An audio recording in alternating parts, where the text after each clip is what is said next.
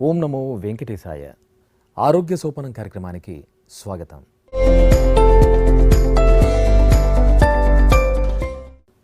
తిరుమల తిరుపతి దేవస్థానం శ్రీ వెంకటేశ్వర ఆయుర్వేద కళాశాలలో పంచకర్మ విభాగంలో ప్రొఫెసర్గా మరియు హెచ్ఓడిగా విశిష్ట సేవలు అందిస్తున్నారు డాక్టర్ వి లక్ష్మణ్ ప్రసాద్ గారు.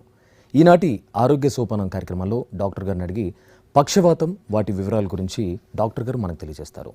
డాక్టర్ గారు నమస్కారం. నమస్కారం అండి. డాక్టర్ గారు, పక్షవాతం అంటే ఏంటి?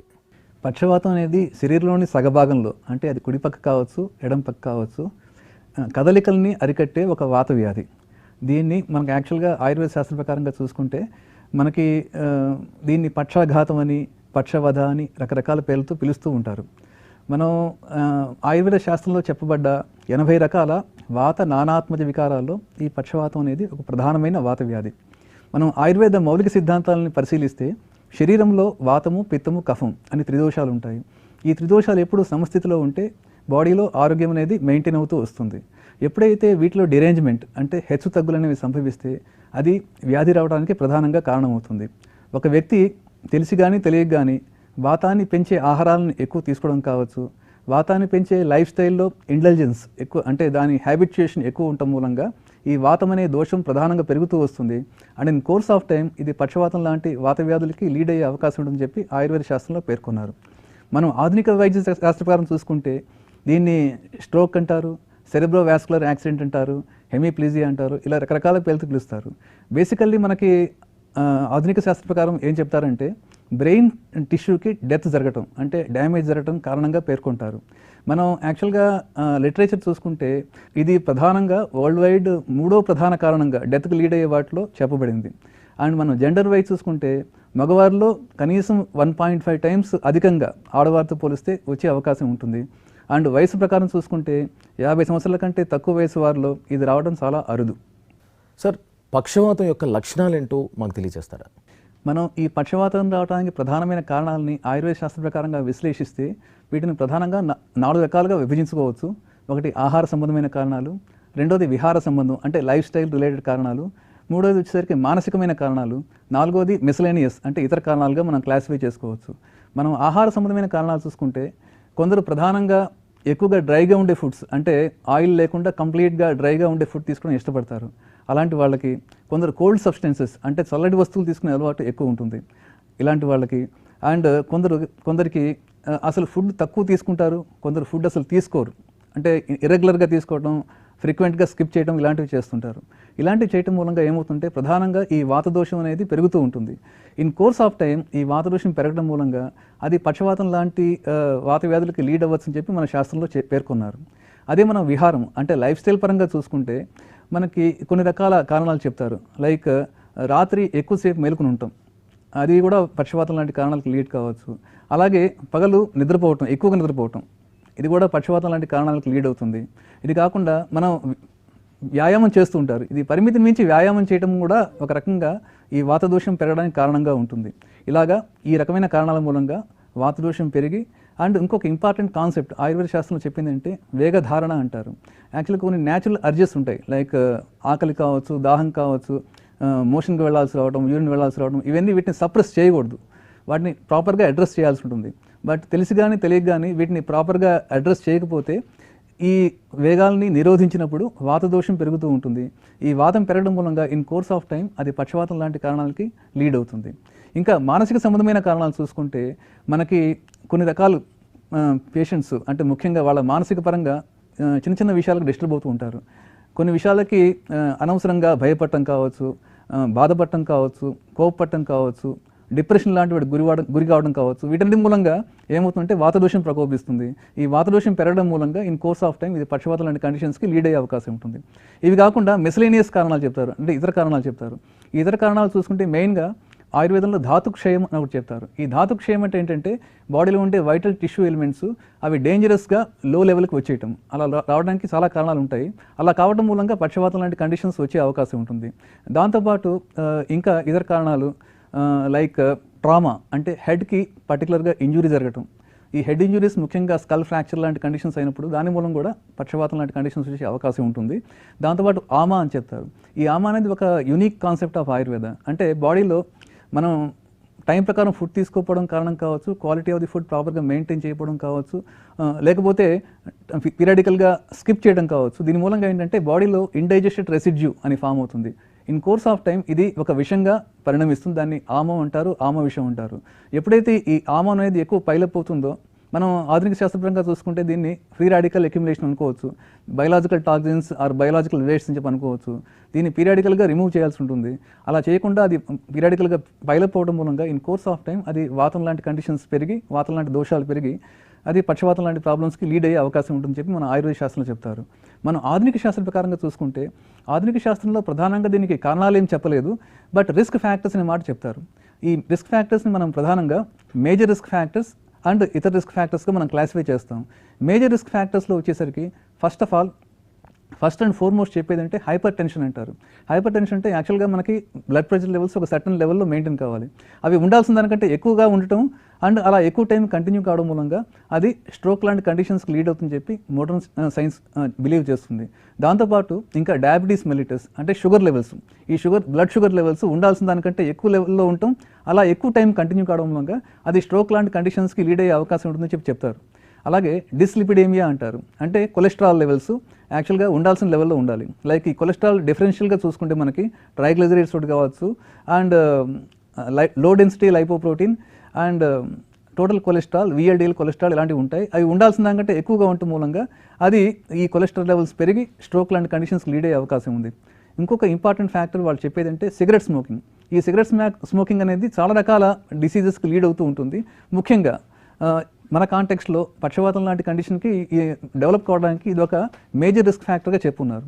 అలా కాకుండా ఇంకా పాలీసైథేమియా అని చెప్పారు. పాలీసైథేమియా అంటే బ్లడ్లో ఎర్ర రక్త కణాలు ఉండాల్సిన దానికంటే ఎక్కువ ఉంటాం. దాని మూలం కూడా అది పక్షవాతం లాంటి కండిషన్స్కి లీడ్ అయ్యే అవకాశం ఉంటుంది. అండ్ లాస్ట్లీ థ్రాంబోసైథీమియా అంటారు. అంటే బ్లడ్లో ప్లేట్లెట్స్ అవి ఉండాల్సిన దానికంటే ఎక్కువ ఉండటం మూలంగా బ్లడ్లో క్లాట్ ఫార్మేషన్ జరిగి అది పెరాలసిస్ లాంటి కండిషన్స్కి లీడ్ అయ్యే అవకాశం ఉంటుంది. ఈ విధంగా మనకు మేజర్ రిస్క్ ఫ్యాక్టర్స్ చెప్పుకోవచ్చు. ఇతర రిస్క్ ఫ్యాక్టర్స్ చూసుకుంటే మెయిన్గా పాజిటివ్ ఫ్యామిలీ హిస్టరీ అంటారు. పాజిటివ్ ఫ్యామిలీ హిస్టరీ అంటే మనకి యాక్చువల్గా ఫస్ట్ డిగ్రీ రిలేటివ్స్ అంటే ఫాదర్ కావచ్చు, మదర్ కావచ్చు, వాళ్ళకి ఈ స్ట్రోక్ సంబంధించిన హిస్టరీ ఉంటే వాళ్ళ పిల్లలకు కూడా వచ్చే అవకాశం ఉంటుంది. దాంతోపాటు ఎక్సెస్ ఆల్కహాల్ కన్జంప్షన్, ఆల్కహాల్ని పరిమితి మించి ఎక్కువగా తీసుకోవడం మూలంగా ఇన్ కోర్స్ ఆఫ్ టైం అది ఈ పెరాలసిస్ లాంటి కండిషన్స్ లీడ్ అయ్యే అవకాశం ఉంటుంది. దాంతోపాటు ముఖ్యంగా ఆడవారిలో కొంతమందిలో ఈ కంట్రాసెప్టివ్ పిల్స్ అంటే గర్భనిరోధక మాత్రలు వాడే అలవాటు ఉంటుంది. అలా వాళ్ళు ఎక్కువ టైం కంటిన్యూ చేయడం మూలంగా అది ఒక మైనర్ రిస్క్ ఫ్యాక్టర్గా చెప్పుకోవచ్చు. దాంతోపాటు ట్రామా అంటే తలకి దెబ్బ తగలటం, ఆ తలకి దెబ్బ తగలటం కూడా ఒక ఇంపార్టెంట్ రిస్క్ ఫ్యాక్టర్గా మనకి మోడర్న్ సైన్స్ ప్రకారం చెప్పి ఉన్నారు. సార్, పక్షవాతం ఎలా సంభవిస్తుందంటారు? మనం ఆయుర్వేద శాస్త్ర ప్రకారంగా చూసుకుంటే మనం ఇంతకుముందు చెప్పుకున్నట్లుగా వాతాన్ని పెంచే ఆహారం ఎక్కువ తీసుకోవడం కారణం కావచ్చు, లేకపోతే వాతాన్ని పెంచే లైఫ్ స్టైల్లో ఇంటెలిజెన్స్ కారణం కావచ్చు, లేకపోతే ఇతర కారణాలు కావచ్చు అండ్ మానసిక కారణాలు కావచ్చు. వీటి మూలంగా క్రమంగా వాతం పెరిగి ఆ పెరిగిన వాతం శరీరంలోని బ్లడ్ వెజల్స్లో పూర్తిగా ఫిల్ చేసేసి అది పక్షవాతం లాంటి కారణాలకు లీడ్ అవుతుంది. అది one side of the body మొత్తం పెరలైజ్ చేసి ఆ వన్ సైడ్ ఆఫ్ ది బాడీలో మజిల్స్ని అండ్ బ్లడ్ వెజల్స్ని శుష్కింపజేసి పెరాలసిస్ కలిగిస్తుందని చెప్పి ఆయుర్వేద శాస్త్రంలో చెప్పారు. అండ్ మనం ఆధునిక శాస్త్ర ప్రకారంగా చూసుకుంటే దీనికి ప్రధానంగా 2 కారణాలు చెప్పారు. ఒకటి ఏంటంటే మెదడుకి సప్లై చేసే రక్తనాళాల్లో రక్తం గడ్డకట్టడం కారణం కావచ్చు, లేకపోతే మెదడుకు సప్లై చేసే రక్తనాళాలు చిట్లిపోవడం మూలంగా కావచ్చు. ఈ 2 కారణాల మూలంగా బేసికల్లీ మనకి one side of the body paralyse అయ్యి అది పెరాలసిస్ లాంటి కండిషన్స్కి లీడ్ అవుతుందని చెప్పి మనకి ఆధునిక వైద్య శాస్త్రంలో చెప్పున్నారు.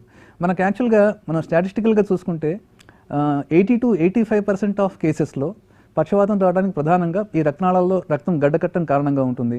అండ్ 10 to 15% ఆఫ్ కేసెస్లో రక్తనాళాలు చిట్లిపోవడం ప్రధాన కారణంగా ఆధునిక శాస్త్ర ప్రకారం చెప్పున్నారు. డాక్టర్ గారు, అలాగే ఈ పక్షవాతానికి లక్షణాలు ఏంటంటారు? మనం పక్షవాతం లక్షణాలని ముఖ్యంగా ఆయుర్వేద శాస్త్ర ప్రకారంగా చూసుకుంటే one side of the body మొత్తం పెరలైజ్ అవుతుంది. దాంతోపాటు ఈ పాదంలోను, హస్తంలో, చేతిలోను, కాళ్ళలోను కూడా కంట్రాక్ట్ అవ్వడం జరుగుతుంది. అండ్ మాట పడిపోవడం జరుగుతుంది. అండ్ ఎఫెక్ట్ అయిన సైడ్ సెన్సేషన్ ఎఫెక్ట్ అయ్యే అవకాశం కూడా ఉంటుంది. అండ్ ఒక్కొక్కసారి ఫుడ్ తీసుకోవడంలో మింగడంలో కూడా కష్టం అవుతుంది. ఇవన్నీ మనకు ఆయుర్వేద శాస్త్ర ప్రకారంగా ఈ లక్షణాలు చెప్పున్నారు. మనం ఆధునిక శాస్త్ర ప్రకారంగా చూసుకుంటే ఆధునిక శాస్త్రంలో కూడా మనకి ఇవే లక్షణాలు మోరార్లెస్ చెప్పున్నారు. One side of the body మొత్తం పెరలైజ్ అవుతుంది. ఒక్కోసారి హెమీ ఎనస్థీషియా అంటారు, అంటే ఆ ఎఫెక్ట్ అయిన సైడ్ సెన్సేషన్ కూడా లాస్ అయ్యే అవకాశం ఉంటుంది. అండ్ ఒకవేళ డామినెంట్ సెరెబ్రల్ హెమిస్ఫియర్ ఎఫెక్ట్ అయితే డిస్ఫాజియా అంటారు, అంటే డిఫికల్టీ ఇన్ స్వాలోయింగ్, ఫుడ్ మింగడంలో కష్టం అవుతుంది. డిజార్థ్రియా అంటారు. ఇలాంటి కండిషన్స్ అన్ని డెవలప్ అయ్యే అవకాశం ఉంటుంది. అంతేకాకుండా మనకి మెదడుకు సప్లై చేసే రక్తనాళాలు ఏమి ఎఫెక్ట్ అవుతాయి అనే దాన్ని బట్టి మనకి different features, combination of features అనేది డెవలప్ అయ్యే అవకాశం ఉంటుందని చెప్పి మోడర్న్ సైన్స్లో చెప్పున్నారు. సార్ అలాగే ఈ పక్షవాతం ఎన్ని రకాలు అంటారు? పక్షవాతంలో మనం మెయిన్గా ఆయుర్వేద శాస్త్ర ప్రకారంగా చూసుకుంటే దీన్ని 3 రకాలుగా క్లాసిఫై చేస్తారు. ఒకటి ప్యూర్గా వాతం మూలంగా డెవలప్ అయ్యేది, రెండవది ఈ వాతం అనేది పిత్తంతో కానీ కఫంతో కానీ బ్లెండ్ అవడం మూలంగా, అంటే మిక్స్ అవడం మూలంగా వచ్చేది. మూడో వెరైటీ మనం ఇంతకుముందు చెప్పుకున్నట్టుగా ధాతుక్షయ అనే కండిషన్ మూలంగా వచ్చేది. మొట్టమొదటిగా మనం ప్యూర్ వాతం సంబంధించిన పక్షవాతానికి వస్తే ఇది తగ్గడం కొద్దిగా కష్టంగా ఉంటుందని చెప్పి ఆయుర్వేద శాస్త్రంలో చెప్తారు. ఎప్పుడైతే ఈ వాతం అనేది కఫంతో కానీ పిత్తంతో కానీ మిక్స్ అయ్యి వచ్చినప్పుడు అది ట్రీట్ చేయడానికి ఈజీగా సాధ్యం అవుతుందని చెప్పి మన శాస్త్రంలో చెప్తారు.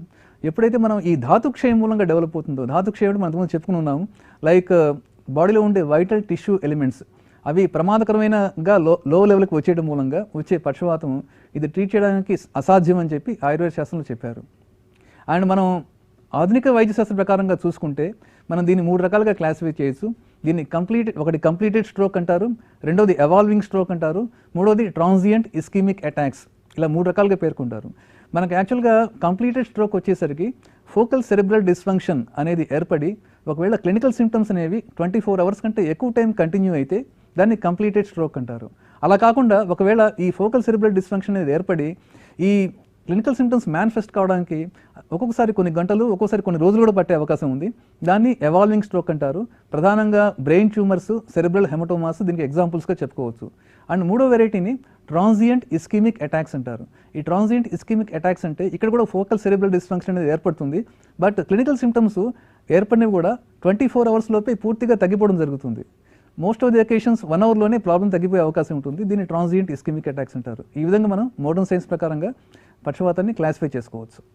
డాక్టర్ గారు, అసలు ఈ పక్షవాతానికి చికిత్స ఏంటంటారు? పక్షవాతం చికిత్స విషయం వచ్చేసరికి ఫస్ట్ ఆఫ్ ఆల్ పేషెంట్ మనని అప్రోచ్ అయినప్పుడు మనం పేషెంట్ని ఎగ్జామిన్ చేసి ఒకవేళ మన ట్రీట్మెంట్స్తో పేషెంట్కి తగ్గుతుందని మనం భావించినట్టయితే పేషెంట్కి ట్రీట్మెంట్స్ స్టార్ట్ చేయడం జరుగుతుంది. మనకు ఆయుర్వేద సంబంధమైన ట్రీట్మెంట్స్ చూసుకునేసరికి ప్రధానంగా 2 రకాలుగా క్లాసిఫై చేస్తారు. ఒకటి పంచకర్మ అండ్ తత్సంబంధ చికిత్సలు, రెండవది వచ్చేసరికి ఔషధ చికిత్సలు.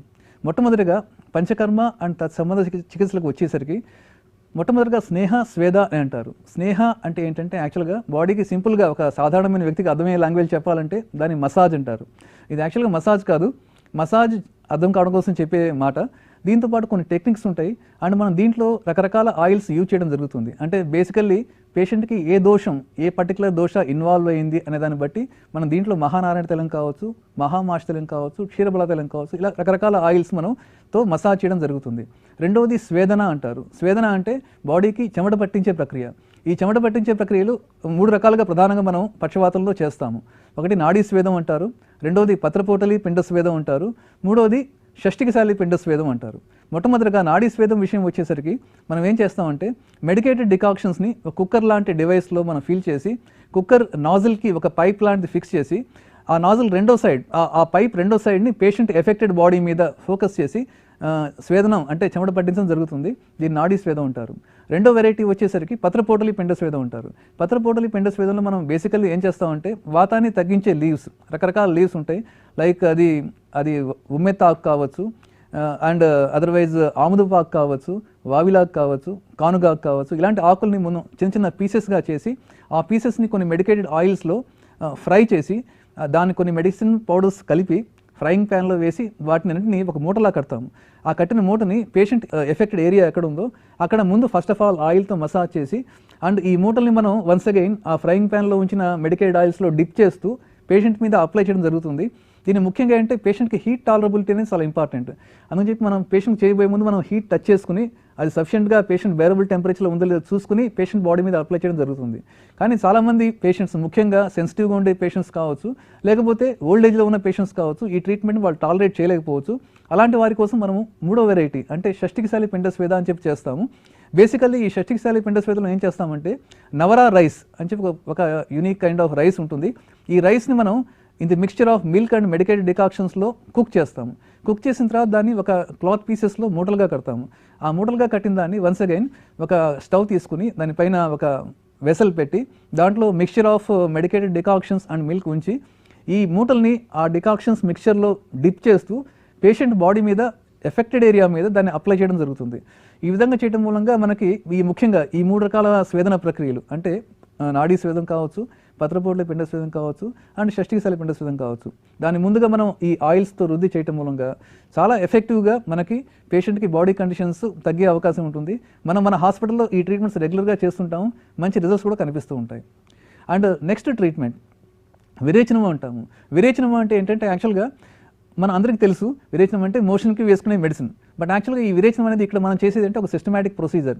ఈ విరేచనం ఇచ్చే ముందు మనం బాడీలో మనం పేషెంట్కి మెడికేటెడ్ ఆయిల్స్ కానీ ఘీస్ కానీ ఒక లార్జ్ క్వాంటిటీస్లో ఇచ్చి ఒక సర్టెన్ డ్యూరేషన్ పాటు ఇచ్చి మనం కొన్ని లక్షణాలు మేనిఫెస్ట్ అయిన దాకా కంటిన్యూ చేస్తాం. ఆ లక్షణాలు మేనిఫెస్ట్ అయిన తర్వాత ఒక పర్టికులర్ డే ఫిక్స్ చేసుకుని మనం పేషెంట్కి మోషన్స్ అవ్వడానికి ఆ మెడిసిన్ ఇవ్వడం జరుగుతుంది.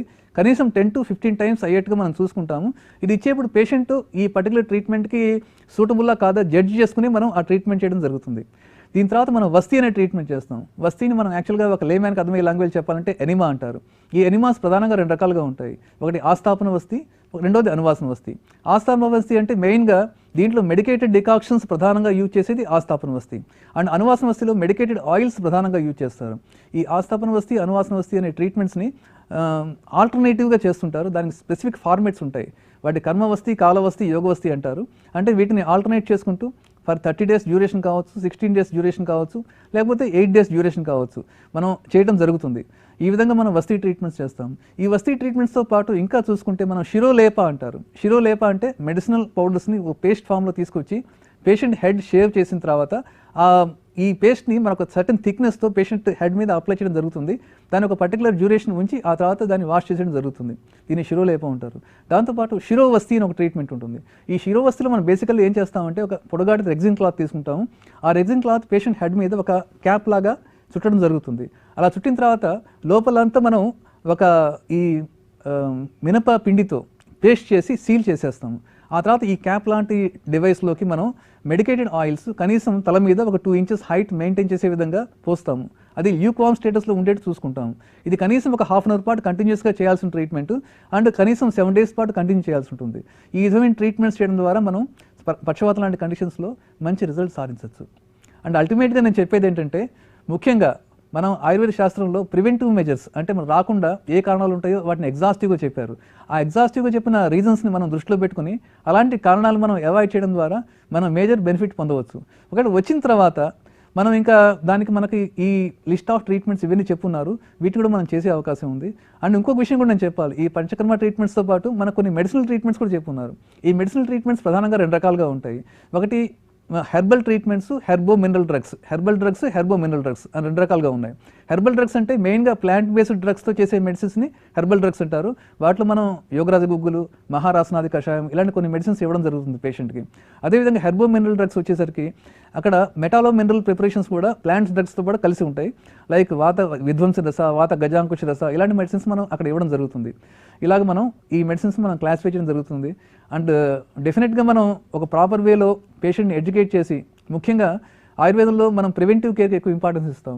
లైక్ మనం ఇందాక మనం ఎగ్జాస్టివ్గా చెప్పుకున్న ఈ ప్రివెంటివ్ సంబంధించిన ఆ కారణాలు మనం విశ్లేషించుకుని వాటిని అవాయిడ్ చేసుకునే ప్రయత్నం చేస్తే మనం మేజర్ ఎక్స్టెంట్ ఇలాంటి ప్రాబ్లమ్స్ డెవలప్ కాకుండా చూసుకోవచ్చు. ఒకవేళ వచ్చినట్టయితే మనం డెఫినెట్గా మనకి ఈ లిస్ట్ ఆఫ్ ట్రీట్మెంట్స్ ఏం చెప్పున్నామో వాటిని ఫాలో అవడం ద్వారా మనం వీలైనంత ఎర్లీగా దాన్ని బెటర్ చేసుకునే అవకాశం ఉంటుంది. డాక్టర్ గారు, మీ విలువైన సమయాన్ని మాకు కేటాయించినందుకు ధన్యవాదాలు. నమస్కారం. నమస్కారం అండి.